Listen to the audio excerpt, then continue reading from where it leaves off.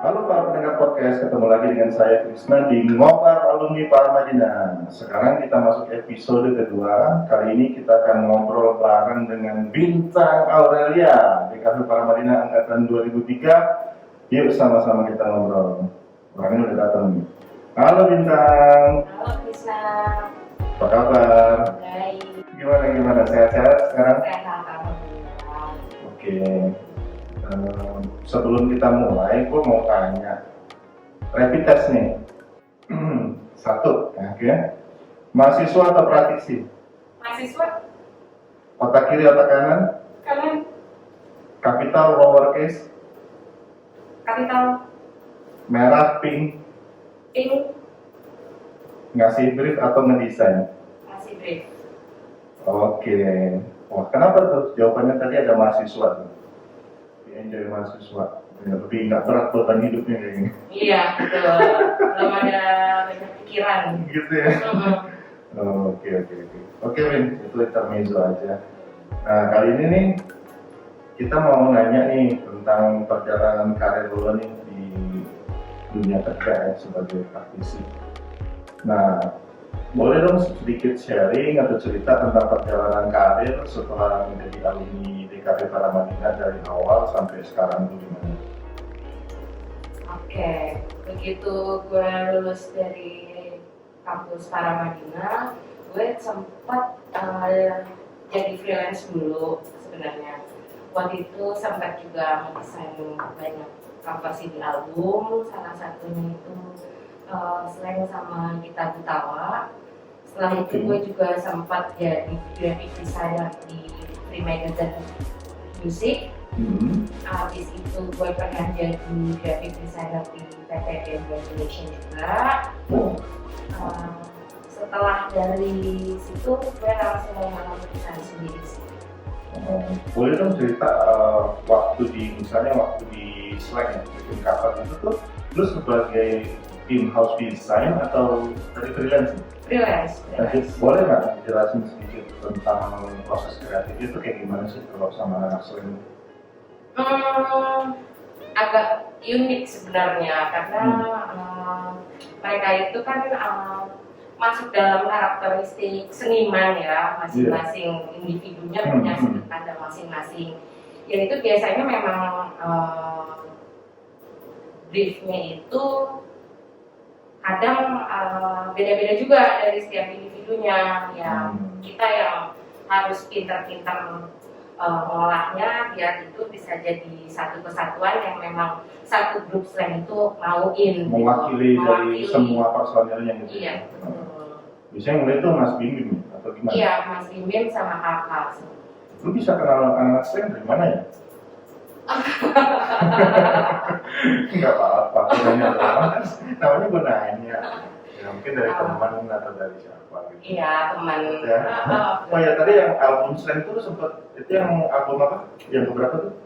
Lupa album yang keberapa, cuman waktu itu slangnya Slow But Sure sama sempat juga yang slang kolaborasi sama band Jepang. Oke. Gue pernah dengar itu ya. Mereka ada konser juga di Jepang gitu ya? Iya. Kalau Gita Gutawa bikin apa tuh? Waktu itu sama bikin cover CD album juga, semuanya sampai booklet dalamnya juga. Sama, kurang lebih sama. Sama ya. Cuman kreatifnya beda pasti ya. Beda. Kalau kita Gutawa hubungannya sama mamahnya langsung. Nggak banyak kepala. Iya. Ya, padahal satu output ya, hasil akhir yang sama-sama cover album, tapi proses kreatifnya bisa berbeda-beda tergantung karakter orang senimannya gitu ya. Iya. Nah. Kalau yang satu lebih ke aksi, lebih ke filosofi, sedangkan kalau yang satu lebih ke komersil. Oke. Nah, terus tadi lu cerita sempat di BMW ya? Iya. Itu menarik juga tuh, dari freelancer yang seniman tiba-tiba ke corporate global company gitu, gimana tuh ceritanya? Kebetulan sih memang networking ya. Kebetulan ada temen yang kasih info bahwa di PT Indonesia lagi cari graphic designer. Ya udah gue apply aja sih. In-house ya di BMU ya. In-house, apply ya udah keterima langsung masuk. Berapa tahun tuh di BMU? Kurang lebih setahun lebih lah. Setahun ya. Setahun lebih, Banyak banget tuh ilmu yang lo dapat tuh dari sana tuh. banyak. Karena dunia yang berbeda banget ya dibandingkan dengan freelance pasti. Iya, terlebih BEM Indonesia otomotif, sedangkan gue nggak ngerti otomotif. Wah itu menarik banget. Lu jadi belajar product knowledge baru pasti. Iya, tapi karena pada saat itu pekerjaannya langsung banyak, jadi nggak sempat yang namanya dapat training product knowledge, nggak sempat. Jadi udah langsung hajar aja semua. Waktu itu lu ada di divisi apa tuh dan ada timnya berapa orang? Waktu itu divisinya sebenarnya gue masuknya ke divisi marketing. Dan kebetulan emang divisi desainernya cuma satu. Satu lagi marketing, satu lagi markom, satu lagi marketing manager udah. Ya kan setahu gue kan kalau namanya otomotif apalagi mobil gitu ya, biasanya kan mereka dalam 1 tahun kan punya produk mobil yang seri baru launching gitu ya. Iya. Dan itu bukan promo juga ya. Iya, karena gue juga megang cuma di BEM Indonesia-nya aja, tapi gue juga megang ke dealer-dealernya juga. Oh, ke dealernya. Semua dealer-dealer. Jadi waktu itu memang Oh, super pack pekerjaannya. Itu sampai ke production-nya juga tuh? Iya. Gue juga yang ngurusin untuk ke vendor-vendor untuk printing segala macam. Printer material semua lu? Iya. Oke, menarik.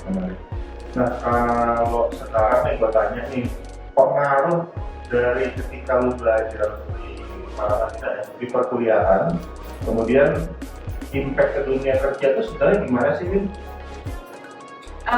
Jujur kalau gue pribadi sih masih tetap perlu ningkatin kemampuan diri ya dengan ikut pelatihan di luar, sama juga gue minta bimbingan dari senior yang ada di luar sih, kenalan lah. Berarti yang udah lebih berpengalaman. Ada konsul beberapa senior juga ya? Berarti masih kurang banget ya? Kalau buat gue sih masih agak kurang. Karena untuk kalau dengan pertanyaan untuk turun ke dunia kerja ya. Iya. Memang itu ada prosesnya juga ya. Iya, masih agak kurang ya. Memang harus kita tanya apa yang lebih berpengalaman yang udah terjun duluan di lapangan sih. Berarti ada peranan ya. Kalau dulu mungkin dibilangnya belum alumni juga ya, senior, tapi tidak harus alumni ya sebenarnya. Nggak harus alumni sih, kebetulan juga gue punya teman-teman yang bukan satu kampus juga, tapi sesama di dunia kreatif. Ya gue juga sering sharing tanya sih. Oke. Berarti memang itu kita harus membuka diri ya untuk bisa maju dan mau berusaha ya dengan keterbatasan yang kita miliki waktu mulai di awal kerja.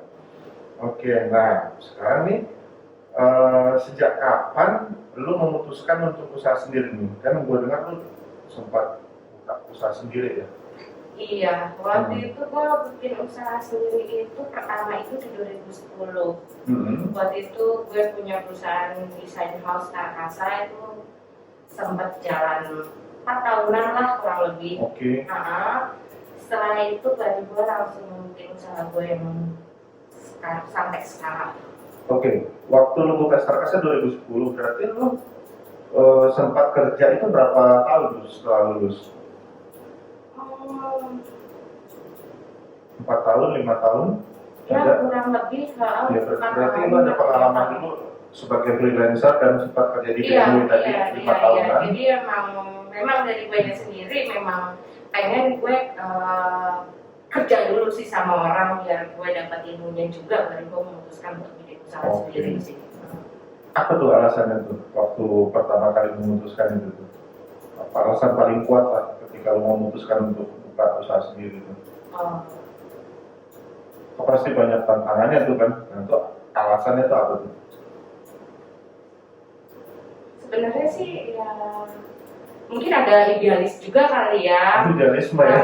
Idealisme sih sebenarnya, karena kan kita udah merasakan kerja di bawah orang, nah kita pengen buka lapangan kerja. Coba deh kita yang buka lapangan lapangan kerja buat orang lain gitu. Mulia sekali. Iya, iya, iya. Nah, waktu di Starkasa itu klien-kliennya seperti apa sih yang pernah dikerjain? Beberapa aja kali ya. Iya, iya. Kan waktu itu gue sampai bikin untuk brand identity juga buat salah satu restoran di Kemang. Oke. Terus gue pernah bikin multimedia juga buat Mall Star Square di Manado.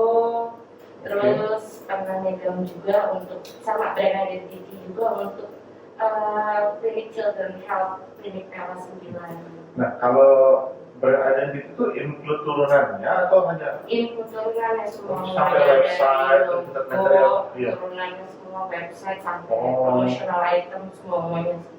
Oke, oke. Dan itu di maintain-nya itu per apa tuh? Ada annual maintain kah atau bagaimana? Oh enggak sih, enggak ada spesifik gitu. Misalkan mereka tiba-tiba perlu update, ya mereka minta kita untuk yang update. Misalkan tiba-tiba mereka ada kebutuhan printing, mereka hubungi kita. Oh, jadi by request aja. Request aja sih. Oke. Kecuali kayak website yang memang kalau misalkan kita yang maintain terus, ya kita tetap maintain sih. Nah, setelah Starkasa apa lagi?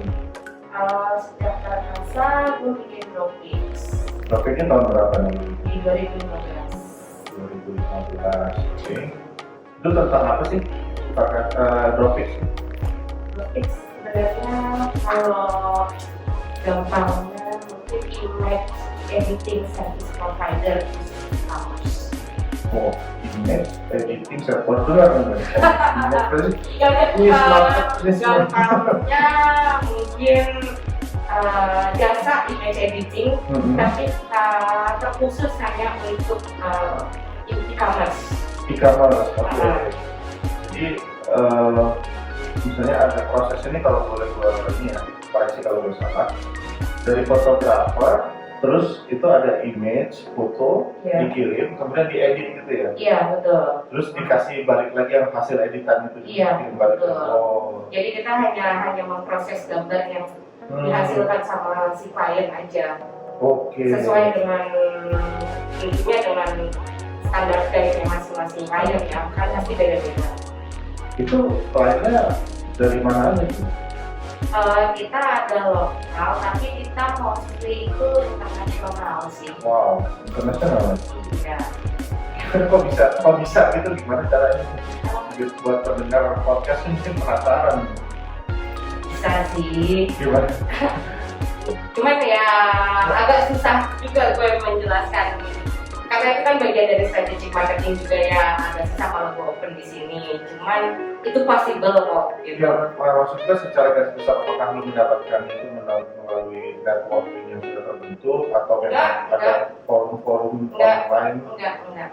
Ini seperti apa? Literally benar-benar kita yang jemput bola. Proposnya berarti online, secara Iya, online? kurang lebih, iya, secara digital. Itu ke, nah biasanya kan kalau kita ke satu klien, bagaimana yang paling jauh nih biasanya di? Paling jauh oke, mungkin Amerika kali ya. Di Amerika, ada US ya? US. Oke, US. Nah, berarti kan lu memaintainnya itu waktu membuka pertamanya itu dengan sifatnya online ya? Iya. Menawarkan jasa, ini gue punya ini editing video, foto ya? Iya. Oke, berarti salah satu strategi itu sebenarnya juga membuka network tidak harus ketemu ya? Bisa, semuanya bisa dengan online dan digital kok. Oke. Kalau lokal tadi ada juga ya? Ada juga, cuman kurang lebih 3-4 klien doang kalau yang di lokal. Sisanya internasional. Lebih banyak dari mana ya? Dari US, Afrika ada. Afrika mah Afsel, terus Europe ada. Europe juga ada. Asia ada juga. Ada. Ini juga ya, udah global sebenarnya. Ya kalau online sih memang ya global. Iya, udah nggak ada batasnya sih. Iya. Nah, kalau proses dari tadi kan udah dijelasin, itu maksudnya gini, proses itu dari 2015 tadi lo ya berjalan sampai sekarang. Nah, sampai sekarang ini kira-kira dengan tim lo yang ada, yang lu build dari awal sampai sekarang itu sekarang berapa orang tim dalam artian mungkin produksi apa tim inti lu di dalam satu company kan biasanya ada ya employee lah gitu kan. Berapa orang itu? Kalau saat ini, Oh, dari awal loh, dari awal itu benar-benar pas ngebangunnya itu kita cuma berempat. Dan akhirnya waktu itu kita pun juga belum langsung untuk meng-hire karyawan secara in-house ya. Kita pakai metode freelance dulu. Itu waktu itu kira-kira sekitar 10 orang. 10 orang di awal ya? Di awal kurang lebih. Nah setelah itu udah semakin klien kita bertambah, ya sedikit-sedikit yang freelance itu kita jadikan pegawai tetap sih. Kalau sekarang berapa tuh? Kalau selama berarti udah hampir 5 tahun ya? Iya. Sekarang total karyawan kurang lebih hampir 50 sih. Hampir 50 ya? Itu sudah sama semua? Mau freelancer? Udah. Kalau kurang lebih kalau full time sendiri sekitar 35. Wow. Sisanya freelance ya? Luar biasa ya, berarti berjalan usahanya dan alhamdulillah. Mudah-mudahan, oh ya, kalau dari dampak sekarang yang lagi COVID ini ada pengaruh nggak sih ke usaha lu? Pasti ya? Pasti semua ada. Karena kan ke luar negeri juga tadi ya? Iya, karena kan bukan di kita juga, karena kita luar negeri pun juga kena dampaknya sama. Udah pasti produktivitas di sana juga berkurang, jadi otomatis gambar yang dikirim ke kita pun turun juga ya. Jadi memang hitungnya itu per bulan per gambar yang diedit gitu tadi ya? Iya, oh, luar biasa ya. Topnya, peaknya yang paling selama lu menjalani imaging tadi lu bilang provider editing, image editing provider ini, peaknya paling tinggi lu pernah mengedit dalam 1 bulan berapa? 90.000. Wow, 90.000. Iya. Dibagi itu ada libur dong, pasti kan nggak? Kita itu memang kalau misalkan di Dropix ini memang sudah ada perjanjian kontrak juga ke klien, jadi kita sama ratakan lah semua bahwa kita itu libur hanya 12 hari dalam setahun. Dalam setahun? Dalam setahun. 12 hari berarti 1 bulan 1 kali libur? Iya. Tapi shift ya kerjanya? Iya. Jadi termasuk yang inti? Termasuk itu khusus untuk produksi ya. Produksi ya. Kalau untuk divisi marketing malahan even mereka libur, mereka tetap harus client handling, itu nggak boleh putus, nggak boleh. Nah kalau kayak sekarang mereka WFH atau apa di kantor? Kalau produksi itu di kantor, kalau yang manajemen marketing segala macam bisa di rumah. Oke, menarik banget itu pembahasannya, mungkin bisa jadi inspirasi buat pendengar sekalian. Boleh dong Bin kasih tips nih, lu kan udah pernah ngejalanin mulai dari freelancer, kerja di corporate in-house global, terus juga lu buka usaha sendiri di desain, kemudian lu sekarang ini disebut startup tadi ya, bisa disebut startup juga ya. Dan sangat unik sih menurut gua konsep yang lu bangun. Kasih tipsnya dong Bin buat pendengar nih, mau itu mahasiswa, mau itu alumni yang lain, mungkin bisa terinspirasi dari dulu. Ya kalau dari gue sih sebenarnya nggak ada yang salah, nggak ada yang benar. Jadi kalau misalkan kalian entah teman-teman atau adik-adik junior punya konsep kreatif atau apa, coba deh dijalanin terlebih dahulu deh gitu. Karena nggak ada satu usaha yang baru mulai itu nggak ngalamin struggle. Pasti orang ada struggle dulu gitu. Nanti kan bisa tuh sambil berjalan proses kita sambil terus perbaikin kita improve terus gitu. Kalau pesan dari gue sih ikutin kemajuan zaman deh, jangan coba-coba untuk melawan arus deh. Itu bagus banget tuh, berarti ya ikutin kemajuan zaman dan pasti jangan takut gagal ya Bin. Jangan takut gagal itu pasti biasa, ya? Itu biasa. Cuman kan dari kegagalan itu kita bisa perbaiki untuk jadi lebih baik lagi. Berarti kalau menurut lu self branding penting banget ya dalam membangun usaha ataupun sebagai praktisi. Penting. Penting ya. Orang akan menilai kita, trust pada kita gitu. Pasti Iya. kan klien-klien lu akan repeat order dan Iya, segala macam. iya. Dipertahankan quality untuk kenyamanan dari si klien ini untuk berkomunikasi sama kita. Iya. Pokoknya apalagi terlebih kalau Dropix itu kan komunikasi jarak jauh. Iya. Kita ini jarak dekat-dekat, ya Iya, kan? iya.